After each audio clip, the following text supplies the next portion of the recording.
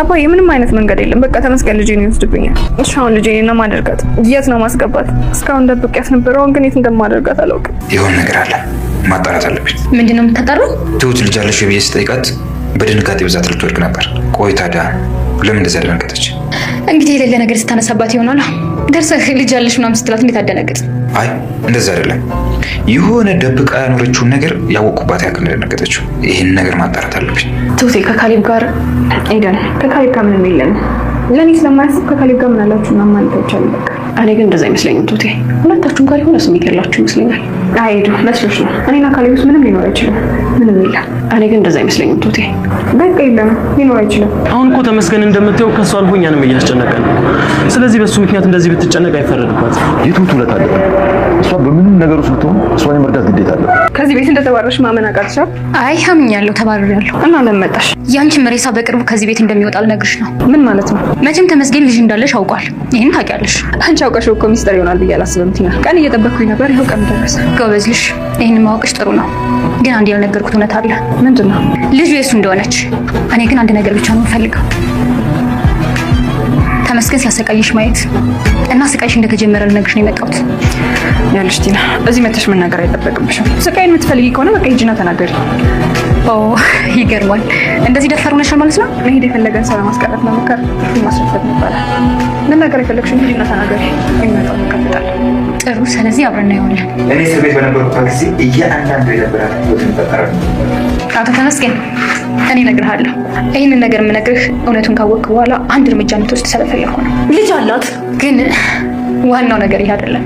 የትሁት ልጅ ያንተም ልጅ ናት። ተመስገንና ቲና ተፋጠጡ።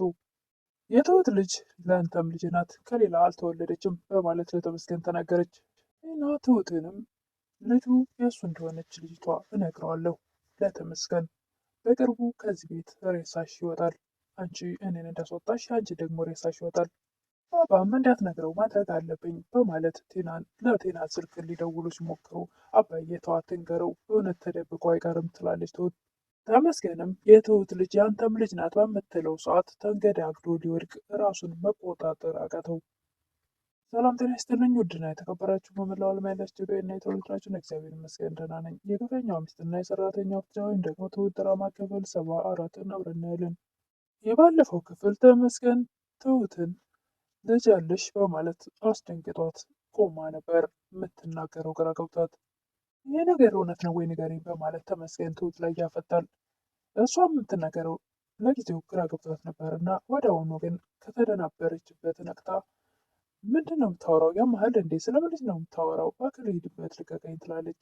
ተመስገንም ለምንድነው ታዲያ እንደዚህ ሰውነት ሲንቀጠቀጥ የደነገጥሽ ይላል። አልደነገጥኩም፣ በቃ እኔ ልሂድበት። ትሁትም ወዲያውኑ ወደ ቤት ስትመለስ አባባ ምን ሆነሽ ነው የኔ ልጅ እንደዚህ ሆንሽ ይላሉ። ምንም ትላለች ትሁት። እንደዚህ ሆነሽ እያዩች ላይ ምንድነው ምንም የምትይው? እባክህ አባዬ አልቆልኛል፣ ሁሉም ነገር አልቋል። አባባም ነይ እስቲ የኔ ልጅ ምን ሆነሽ ነው ብለው ከፍ አድርገው ሊያጽናኗት ሊያረጋጓት ይሞክራሉ። አባዬ ተመስገን ልጅ እንዳለኝ አውቋል ትነግረዋለች ትላለች ትሁት። አይዞሽ ልጅ ተረጋጊ፣ እናስተካከላለን ነገሮችን ይላሉ አባባ። ምንም የሚስተካከልበት መንገድ የለም፣ እሱ ካወቀ በቃ አወቀ ነው። በቃ ተመስገን ልጄን ይወስድብኛል ትላለች ትሁት። አሁን ልጄን የት ልደብቃት? እስካሁን ደብቄያት ኑሬ ነበር፣ አሁን ግን መደበቅ አልችልም ትላለች ትሁት።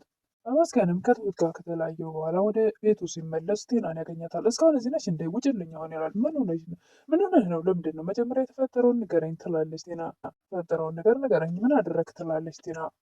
አንቺ እኔን ከመጠየቅሽ በፊት አንቺ መልሽልኝ። በምን ተነሳስተሽ ነው ትሁት ልጅ አላት ያልሽኝ? እኔ ዝም ብዬ ነው እንድትረዳኝ ስለፈለኩ ነው እንደዛ ያልኩ። የዋሸሽ ነው ቲና ይላል ተመስገን። እኔ አልዋሸሁም፣ ምን እንዳደረግና ምን እንደተፈጠረ እንድትነግረኝ ስለፈለኩ ነው እንደዛ ያልኩ። ነገር አለ ማጣራት አለብኝ ይላል ተመስገን። ምንድን ነው የምታጣራው ትላለች ቲና። ትሁት ልጅ አለሽ ወይ ብዬ ስጠይቃት በድንጋጤ ብዛት ራሷን ስታ ትወርቅ ነበር እና ለምን ልትደነግጥ ትችላለች ይላል ተመስገን። እንግዲህ በድንገት ልጅ አለሽ ወይ ስላልካት ይሆናላ የደነገጠችው። እንደዛ ሳይሆን የሆነ ደብቃው የኖረችውን ነገር ያወቁባት ያክል ነው የተሰማትና የደነገጠችው ይላል ተመስገን። አንተ ቆይ ልጅ እንዳላት ካወቅ ምን ታደርግ ነበር ትላለች ቲና። እሷ ልጅ እንዳላት ካወቁኝ ልጇንም ራሷንም የልጇንም አባት አንድ ላይ ደፋቸዋለሁ ይላል ተመስገን። ልጇ አባት ራሱ መሆኑን አላወቀ። የኔና የኔ ብቻ ናት፣ የማንም ሰው ስትሆን ማየት አልፈልግም ይላል ተመስገን። ዳኒ ለኤደን ትሁትና ካሌብ የሆነ ነገር ሁለታቸው ላይ እንዳለ ያስታውቅባቸዋል። እስቲ አንቺ እሷን እኔ እሱን እናናግርና እንዲግባቡ እናድርግ። እሺ ላወራ ትችላለሁ፣ ነገር ግን ትሁት እኮ አትናገርም ትላለች ኤደን። እሱም እኮ አይናገርም ይላል። ቢያንስ እንሞክር ይላል ዳኒ።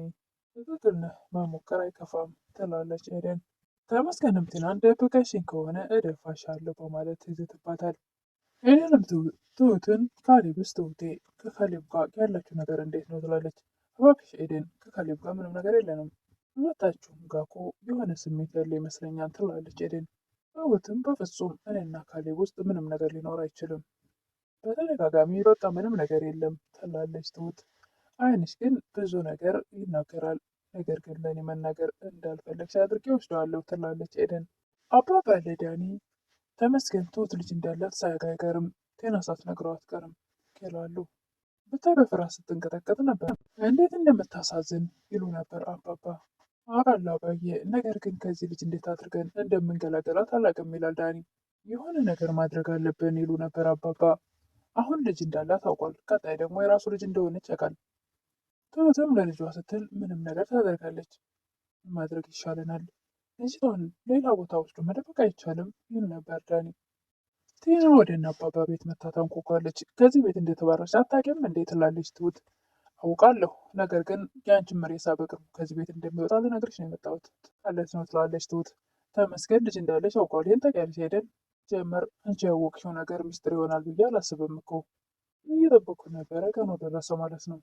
ትክክል ነሽ፣ ግን አንድ ያልነገርኩህ እውነት አለ። ምንድን ነው እሱ ትላለች ትሁት። ልጅቷ የእሱ እንደሆነች። ትሁትም ትደነግጣለች፣ ግራም ትጋባለች። እና ምን አድርጊ ነው የምትይው ትላለች። ልጅቷ የተመስገን እንደሆነች ታውቂያለሽ፣ ስለዚህ እሱ ሲያውቅ ምን እንደምትፈጠር አትሽው ነው።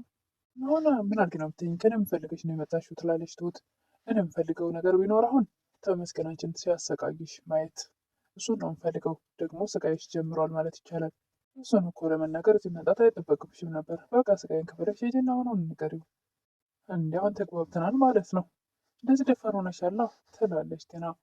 እንግዲህ መሄድ የፈለግን ሰው ለማስቀረት መሞከር ትርፉ ማስረፈድ ነው ይባላል።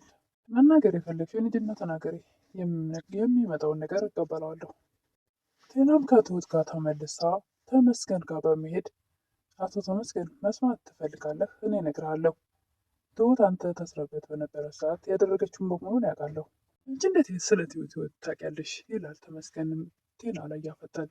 መስማት አትፈልግም መሰለኝ ትላለች። መቀባጠሩን ትተሽ ወደዛ ቶሎ ንገሪኝ ይላል ተመስገን። ይህን ነገር ከነገርኩ በኋላ አንድ እርምጃ እንድትወስድ ነው የምፈልገው ትላለች ቲና። ተረጋጋ ትላለች ቲና።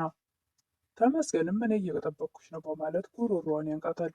እያንዳንዱን እኔ እስር ቤት በነበርኩበት ሰዓት ትሁት ያደረገችውን እንድትነግረኝ እፈልጋለሁ ይላል። ልጅ አላት ትላለች ቲና። እንዴት ይሆናል ይላል ተመስገን። እውነታው ይሄ ነው፣ ግን ደግሞ ዋናው ነገር ይሄ አይደለም። አባባም ከዋሉበት ብለው ሲመጡ እንዴት ዋልሽ የኔ ልጅ ቢሏት ትሁት በሀሳብ ሄዳ ምንም አትሰማቸውም። ምንድን እንደተፈጠረው ይሏታል። አባዬ ምግብ ላቅርብልህ ትላለች። አረ ምንድን ነው የሆንሽው መጀመሪያ በሚሏት ሰዓት ቴና እዚህ ቤት መታ ነበር። ለምን መጣች ይችላሉ አባባ። ልታስፈራራኝ ልጅ እንዳለኝ ለተመስገን ልትነግረው። አባባም ለቴና ሊደውሉ ይፈልጋሉ። አትደውል ተዋት ትላለች ቴና። አይ እንዴት ይላሉ አባባ። በቃ ተዋት አትደውል አባቴ ንገረው። እርግጠኛ ነሽ? ይህን ያክል ጊዜ እኮ ስንለፋ የቆየ ነው ለዚህ አይደል ይላሉ አባባ። ምን ነው የኔ ልጅ ደከመች ሰለቸሽ ይላሉ አባባ። አባዬ እንግዲህ ይህ እውነት ነው፣ እውነት ደግሞ ተደብቆ አይጋርም። እኔ ልደብቀው ብል እንኳን ቴና ልትደብቀው አትችልም። ያን እንኳን ትናገር እያለን ለማቆየት ምንችል፣ ነገር ግን እሱ ስለጠረጠረ ማውቁ አይቀርም አንድ ቀን። እዚህ ምን ማድረግ አለብን ይላሉ አባባ። በቃ እውነታው ላይ እንድደርስ እንተወውና ከዛ የሚመጣውን መጋፈጥ ነው ትላለች ትሁት። ዳኒ ለኤደን ተመስገን ትሁት ልጅ እንዳላት ሳያውቅ አይቀርም።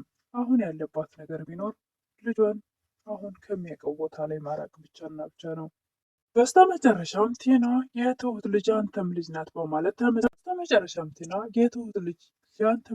በማለት ተመስገንን እጅግ በጣም አስደንግጠዋለች። ተመስገንም ተንገዳግዶ አዙሮት ራሱን ስቶ መውደቅ እስኪቀረው ድረስ እጅግ በጣም ደንግጧል። እንግዲህ ምን ይፈጥር ይሆን ነገር ሲያውቅ ትሁት ላይ እስከ ዛሬ ልጅ እንዴት ከኔ ተደበቀች ብሎ ምን ጉዳት ሊያደርስ ይችል ይሆን? ወይስ ደግሞ አስገድዶ እንደፈረደባት ወደዛው ወደ ክፍለ ሀገር ሊሄድ ሊሆን? ወይስ ደግሞ ሌላ የባስ ችግር ያመጣ ይሆን ወይ ደግሞ ልጇ ደብቆ ይወስድባት ይሆን? እንግዲህ እሱን በቀጣይ የምናይ ይሆናል። ለዛሬ ይህን ይመስል ነበረ።